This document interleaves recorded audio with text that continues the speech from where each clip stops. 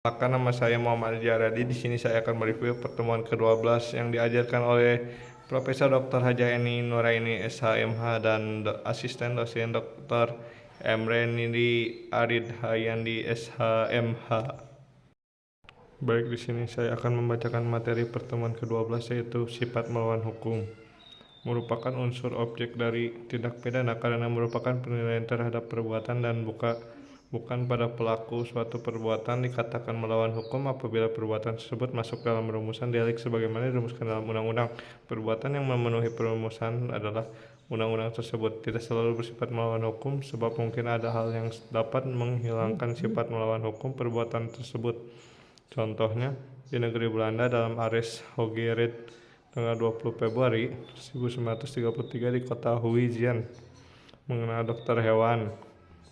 Di Indonesia, putusan Mari pada bulan Januari 1966 dengan kasus Markus Effendi. Sifat melawan hukum terdiri dari satu, sifat melawan hukum formil.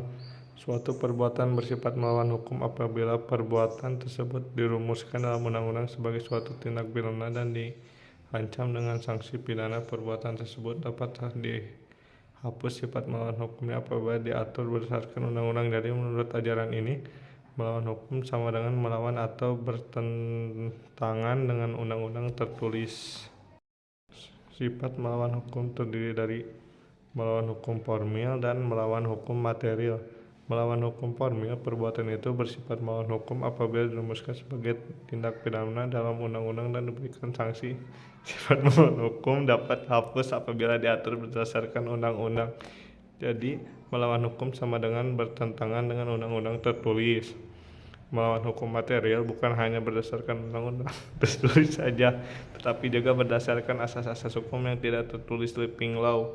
Sifat melawan hukum dapat hapus berdasarkan undang-undang dan aturan hukum yang tidak tertulis. Jadi, melawan hukum sama dengan bertentangan dengan undang-undang, hukum tertulis, dan hukum tidak tertulis atau kebiasaan.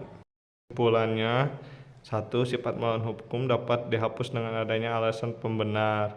Dua, menurut sifat melawan hukum formil, alasan pembenar hanya dapat diambil berdasarkan hukum tertulis. Yang ketiga, menurut sifat melawan hukum material, alasan pembenar dapat diambil dari hukum tidak tertulis. Yang keempat, ajaran melawan hukum formil sudah tidak dianut lagi sejak tahun 1963. 5. Yang menentukan adanya alasan pembenar di luar UU adalah hakim pidana.